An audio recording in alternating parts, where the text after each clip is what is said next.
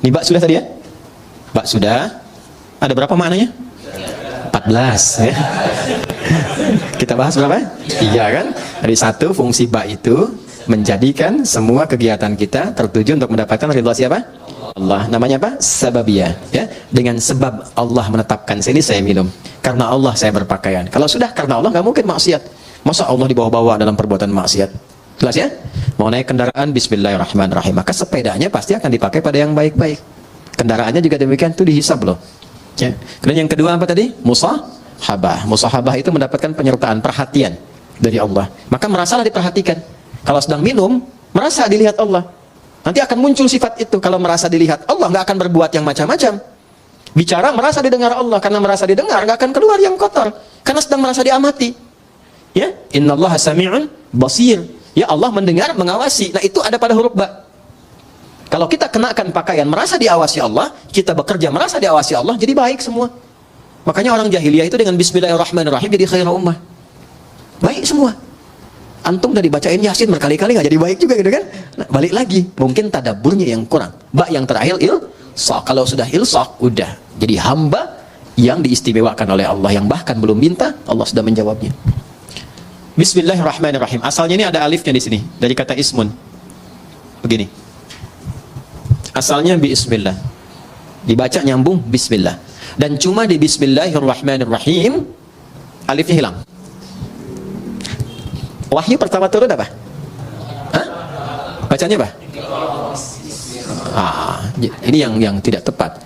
Wahyu yang pertama turun itu bukan Iqra. Tolong diperbaiki ya. Wahyu yang pertama turun itu bukan Iqra. Tapi wahyu yang pertama Bismi rabbikal ladzi khalaq. Karena saat turun Iqra, Nabi jawab ma'ana biqari. Iqra ma'ana biqari. Itu perintah Jibril, baca. Ya, Allah mewahyukan, baca. Kata Nabi, saya betul-betul nggak bisa baca. Sudah pakai ma istifham, pakai ba taukid. Ma'ana bi, betul-betul saya nggak bisa. Nabi nggak bilang maqra'tu, tapi ma'ana biqari. Saya betul-betul nggak bisa baca. 2 kali Iqra, nggak bisa. 3 kali dipeluk dulu oleh malaikat Jibril. Setelah ada ketenangan, kenyamanan, baru sempurna. Ayat turun, Iqra bismi rabbikal ladzi khalaq. Muhammad SAW. Baca. Karena Allah yang telah menciptamu. Kalau mencipta engkau aja begitu mudah, apalagi hanya menuntun engkau untuk bisa mengikuti bacaan. Jangan baca karena engkau nggak pernah belajar. Nggak pernah punya guru yang mengajar. Nggak pernah sekolah. Lakukan karena Allah, maka semua yang sulit akan mudah. Karena itu di bismi rabbikal ladzi khalaq, itu ada alifnya. Silakan cek di surah Al-Alaq tuh, surah 96 ayat 1. Iqra. Ya, Iqra begini. Bismi, nah ada alifnya. Nih. Ini baru sebagian ya. Nanti ada ayat-ayat lain juga yang bisa kita konfirmasikan. Ini saya kasih contoh 1 di antara sekian. Pasti ada alifnya, harus ada ini. Nggak mungkin nggak ada, harus ada. Ada nggak? Hah? Ada? Begini tulisannya. Ya kan? Ba, ada alif ke atas begini kan? Ada ismi. Di bismillahirrahmanirrahim alifnya nggak ada, langsung nyambung. Kenapa sebabnya? Perhatikan sini. 1, alif biasanya fungsinya untuk memanjangkan bacaan. Dapat alif tambah harakatnya 1, makanya ada istilah 2 harakat. Fataha, fa, ta, dan ha begini. Fa-nya ketambahan alif, tambah fa begini. Maka fungsi alif ini menambah harakat. Yang tadinya cuma 1, fa tambah lagi 1 harakat. Jadi istilahnya 2 harakat, 1, 2. Kalau fa aja sudah punya batasan, fa, maka tambah lagi 1 a. Ada 2 kan? Maka tambah panjangnya sedikit, fa. Itu yang dimaksud 2 harakat. 3 harakat tambahkan lagi 1, 4 harakat tambah lagi 1. Ya, kalau kami belajarnya pakai detik. Setiap 2 harakat 1 detik. Ya, di kalau 4 harakat berapa detik? 2 detik. 5 harakat 2,5 detik. Nanti masuk di bab mad wajib muttasil, mad jaiz munfasil dan seterusnya. Nah, yang dimaksud 2 harakat, 4 harakat, 6 harakat ini. Ditambah alif. Alif ini gambaran dari harakat. Jadi kalau sudah ada ini maksudnya dibacanya 2 kali seperti ini, 2 kali harakat. Fatah. Jelas? Alif fungsinya memanjangkan bacaan. Dan kalau sudah ada alif, harakat yang sesuai adalah fathah. Kalau kasrah itu ya. Kalau dhammah wow, tapi ini menarik, harakatnya kasrah, Iqra bi pakai ya, pakai kasrah, tapi tandanya alif. Kenapa nggak dibuang saja? untuk memberikan kesan karena pertama kali Nabi diminta membaca Iqra, beliau merasa tidak mudah, panjang prosesnya. Menunjukkan sesuatu yang tidak mudah, panjang, kadang berliku, kadang tidak mudah. Tapi kalau semua dilakukan karena Allah, maka Allah akan membuat yang panjang semakin pendek, yang sulit akan semakin mudah.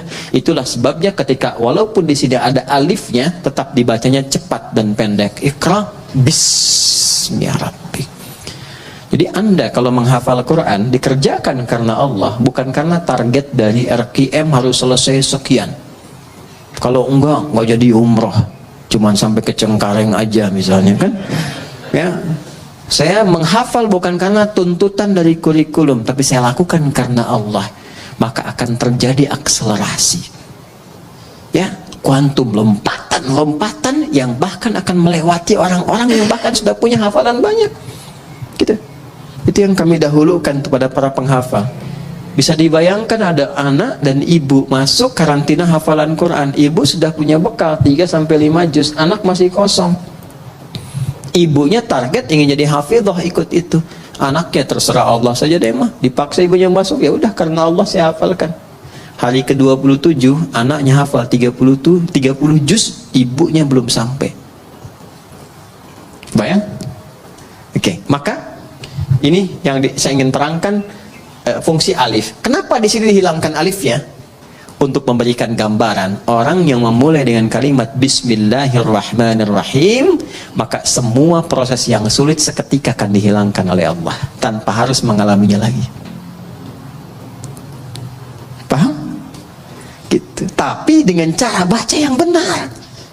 Ya, makanya orang dulu tuh Bismillahirrahmanirrahim. Ada yang dapat begini, mudah begitu, karena cara bacanya benar. Ya, orang sekarang baca bismillah niatnya pengen terbang, pengen jalan di sungai, kan sudah nggak betul kan?